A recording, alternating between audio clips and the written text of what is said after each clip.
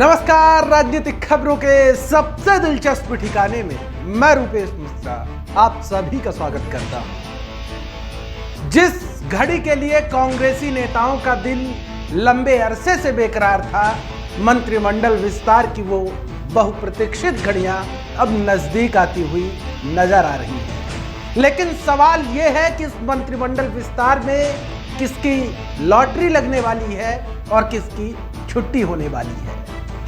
इन तमाम पहलुओं पर विस्तार से चर्चा करेंगे, लेकिन उससे पहले आपको जान लेना चाहिए अभी तक का अपडेट। आपको बता दें, कल शाम मुख्यमंत्री अशोक गहलोत, केसी वेणुगोपाल, अजय माकन और इसी के साथ साथ प्रियंका गांधी के साथ लंबी मंत्रणा चली मंत्रिमंडल विस्तार को लेकर। और उसके बाद आज मुख्यमंत्री अशोक गहलोत और सोनिया गांधी के बीच कहा जा रहा है कि ये मुलाकात अंतिम मुहर मानी जा रही है मंत्रिमंडल विस्तार की, और मुख्यमंत्री अशोक गहलोत यहां से हरी झंडी लेकर सीधे मंत्रिमंडल विस्तार की आगे की कवायद को शुरू कर देंगे। लेकिन सवाल ये है कि क्या पायलट कैंप को उनका हक मिल पाएगा, और आखिर पायलट कैंप से कितने मंत्री बनाए जाएंगे और कितने मंत्रियों की छुट्टी होने वाली है।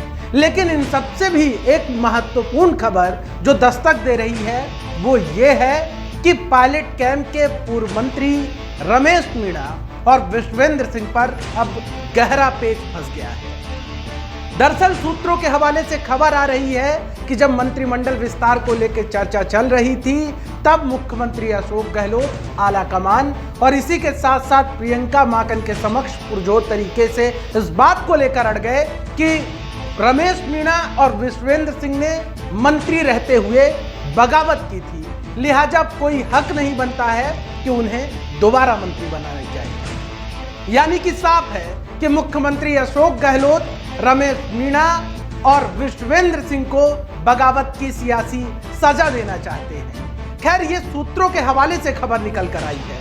इस बात में कितना दम है, इस बात में कितनी सच्चाई है, इस बात का जवाब, इस सवाल का जवाब वक्त की गर्भ में छिपा है, और इंतजार करना होगा मंत्रिमंडल विस्तार का कि आखिर तब क्या होता है।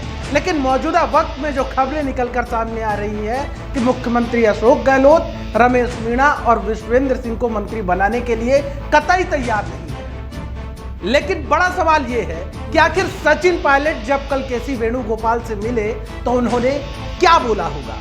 क्या रमेश मीणा को लेके सचिन पायलट अड़े होंगे, क्योंकि यह बात आईने की तरह साफ है कि विश्वेंद्र सिंह और सचिन पायलट के सियासी ताल्लुकात अब अच्छे नहीं हैं। लेकिन रमेश मीणा और सचिन पायलट के सियासी ताल्लुकात अभी भी अच्छे हैं। लिहाजा कहा जा सकता है, और सियासी विश्लेषक भी यही कह रहे हैं कि सचिन पायलट रमेश मीणा के लिए दिल्ली दरबार में अड़ेंगे और विश्वेंद्र सिंह से उनका कोई लेना देना नहीं है।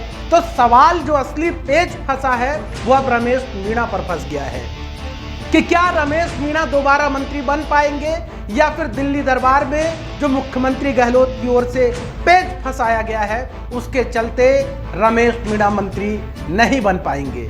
जाहिर तौर पर सिर्फ कल्पनाएं हैं और कयासों का दौर अभी चरम पर है, सिर्फ कयास लगाए जा रहे हैं। वहीं इसी के साथ साथ खबर यह भी आ रही है कि जो गहलोत कैंप के जो 3 मंत्री हैं जिनको संगठन में बड़ी जिम्मेदारी दी गई है, इनकी भी छुट्टी लगभग तय मानी जा रही।